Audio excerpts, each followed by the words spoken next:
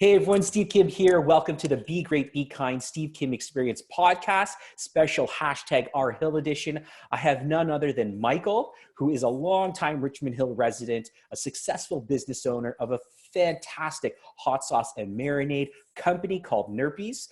He's here sharing his time, his story, and just some of maybe the struggles he's been experiencing during COVID-19. So Michael, I just want to say thank you so much for sharing your time to be on here. And most importantly, just to kind of share your story and your business with all of the residents of Richmond Hill and the surrounding area. So thank you so much, Michael.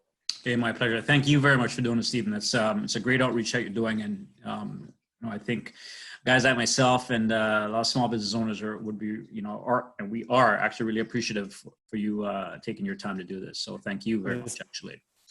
It's awesome. And so the thing is, Michael, what's funny is we've kind of, messaged a little bit on Instagram, but the moment we got onto the Zoom call, it was just like, I felt like it was just like a buddy. Like just kind of talking to a buddy, hey, how long you been in Richmond Hill? And that's what I love. It's just kind of the genuine, authentic vibe that we can have. And so you're an awesome individual, awesome person, and I'm super excited that you're on the podcast. So for the people who don't know who Michael is, why don't you share with people just, your upbringing, your background, and kind of how you got your start in the business? Yeah, sure. So, Michael Burgess, I came here when I was 12 years old, moved up here from Kingston, Jamaica with my family. Lived in Toronto for a few years and then actually moved into York Region in 1985. Went to high school here, pretty close to where I'm living right now in Thornhill at St. Roberts. And, went to high school there, spent a lot of time, hanging out and spending time in Thornhill, Richmond Hill, Markham, etc. So throughout York Region. And then I eventually went to Seneca College. So again, stayed relatively local, close to home. Yeah. I studied business there. And after, I think in my second or third year, actually, I started my own company doing something else. And then I got an offer to go to Jamaica to do some work. And then so I moved back to Jamaica back in 1995 or 94, something like that. Spent a few years there, managing a couple different businesses there, and then moved back to Toronto in 99 and went to work for a car rental company and worked for a couple other different corporate entities. And the entrepreneurial spirit, I guess, was just sort of just eating away at me, So in 2008, 2009, I started to look at, something I could do to satisfy that itch, so to speak, and looked at the hot sauce industry and looked at what was going on in that industry down in the U.S. and it was just massive. I was huge. Astonished. I was shocked. I couldn't believe that, in the U.S. that industry was just as massive as it was. And I was like, wow, this is a great opportunity. Like, I love hot sauce. I love to eat. I love spicy food. As Jamaicans, we eat a lot of, like, almost everything we have Scotch bonnet pepper on the side. It's like, it's like you guys have, some people have pickles on the side. We got some cut up Scotch bonnets on the side, right? So, sort of standard with breakfast, lunch, and dinner. So I was like, hey, let me look into this. And then I started looking at recipes. And actually, I had been in Jamaica in 2008, and a friend of mine who had helped get into a business there.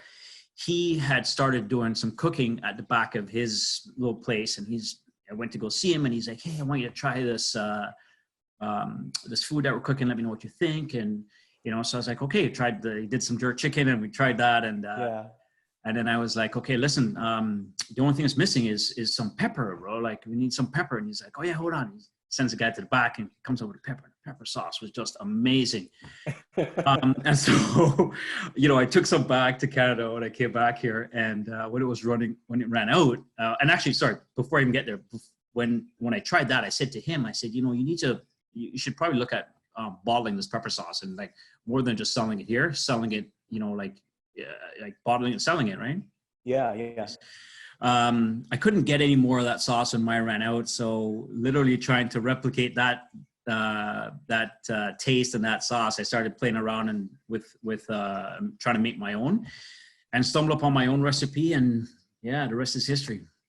It's like the entrepreneurial spirit, right? So you check out some of that pepper sauce and you're like, you got to bottle this up. So, and that's the true entrepreneurial spirit, is like, you know what? Then I'm going to do it myself. So, which is amazing. So for the people who don't know your company, what is Nerpys Inc.?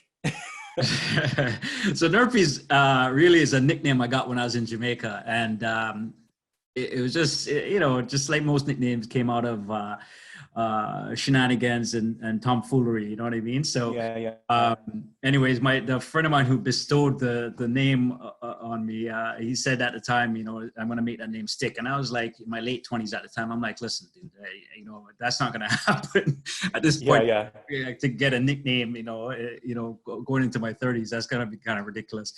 Well, hey, listen, years later, here we are, and Nerpys is now, corporate entity with 7 different products out in the marketplace, with a presence with a lot of retail businesses in and around the Greater Toronto area, and beyond. And we sell hot sauces, marinades, jerk seasoning, curry, so that's Nerpys. We're a local manufacturer of these products, these sauces, and what we do is, our premise was to really make what we call clean label products. So none of our products have, things like gluten. They don't have any chemical additives, no preservatives, no food coloring, no fillers, no gelling agents or gums or anything like that. So that was basically the premise of me, putting together the product line. And Nerpys is basically just a clean label sauce company. Yeah, which is amazing. And so it just goes to show your passion for your craft and your passion for what you want to do, and just ultimately give the best experience, the best product to your customers. And so that's what it's really all about at the end of the day. Like, I don't have to tell you this because, you live, eat, and breathe the food industry. So that passion is exuded, and it does showcase in all of your products. So why don't you share with people some of the popular products that you do offer right now? Absolutely. So basically, with most of our retail partners right now, you can find our 2 hot sauces. We do a gold, very hot, which is a mango Scotch bonnet blend.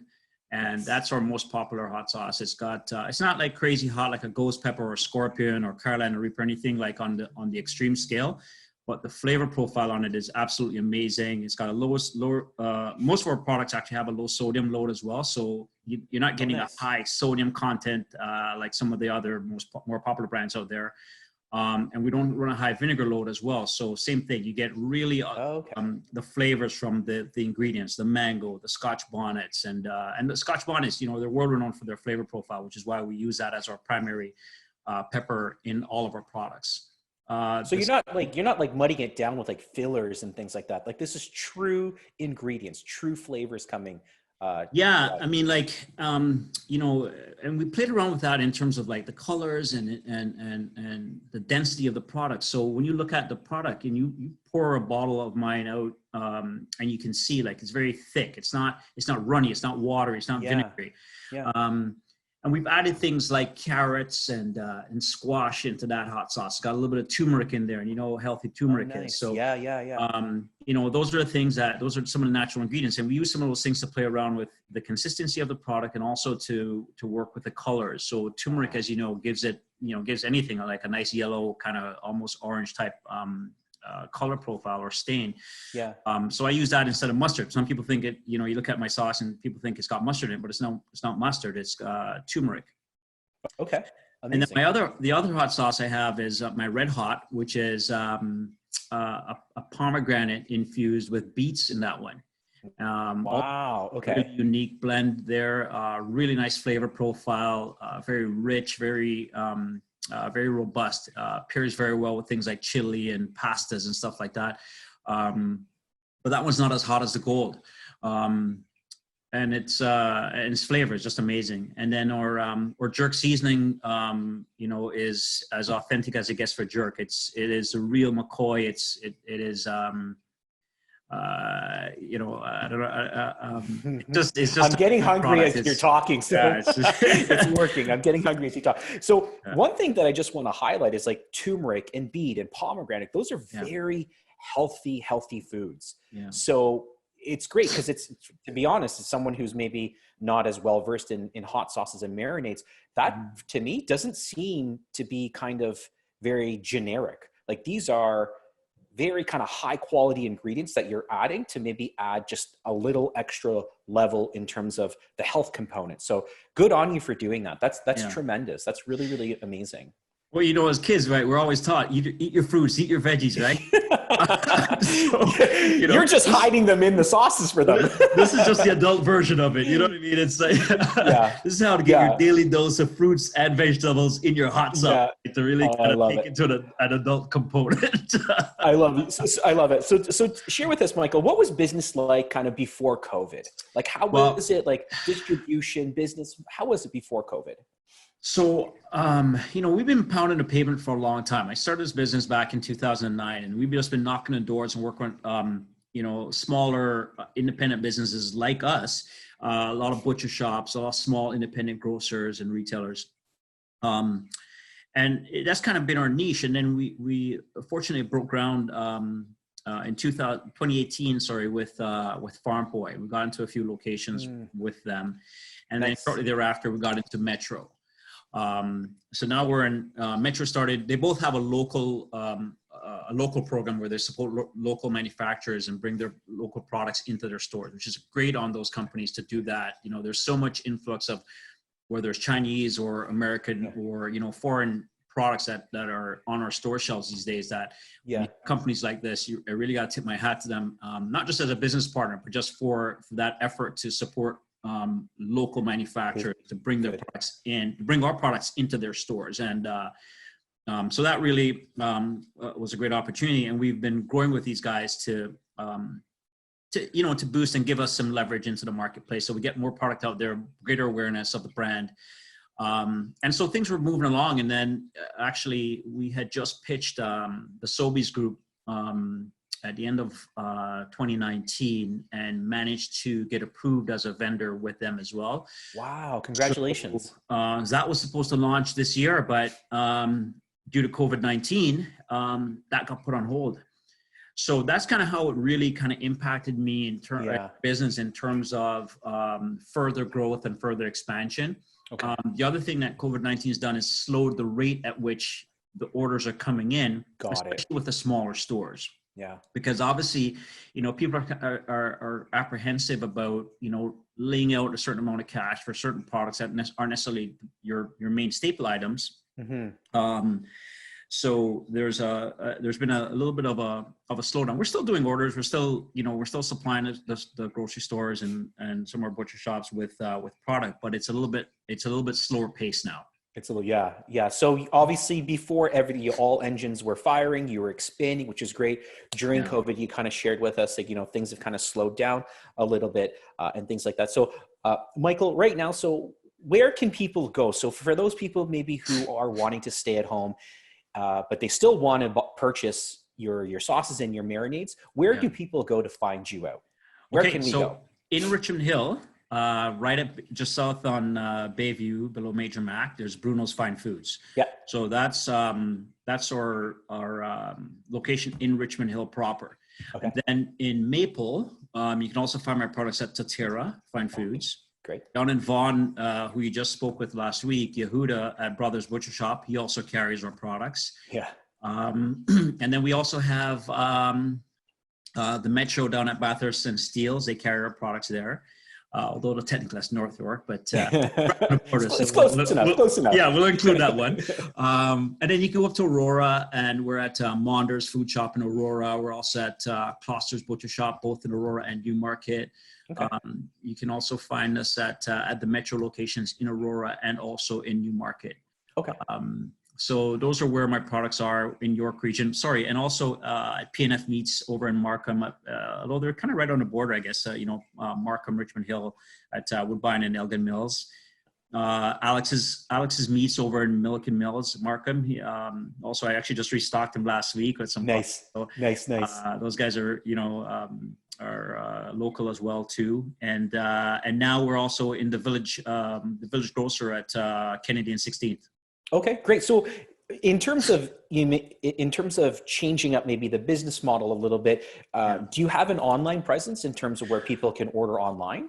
Yes, we've got a small online component that we do. What we're actually in the process of doing right now is revamping Nice. our online shopping platform. We used to be, we're still on a platform called Etsy, but we're looking to change to a little bit an easier platform to work with. So Okay. right now we're just in the midst of all that, and once we get that up and running, then it'll make things a little bit smoother for the end user. Because the challenge that we have with Etsy, of course, if you don't have an Etsy account, you've got to create one, and then for those who may not be willing to do that, because maybe my product's the only product they're looking to purchase, they don't want to set up an account. Exactly. Yeah, I hear you on that.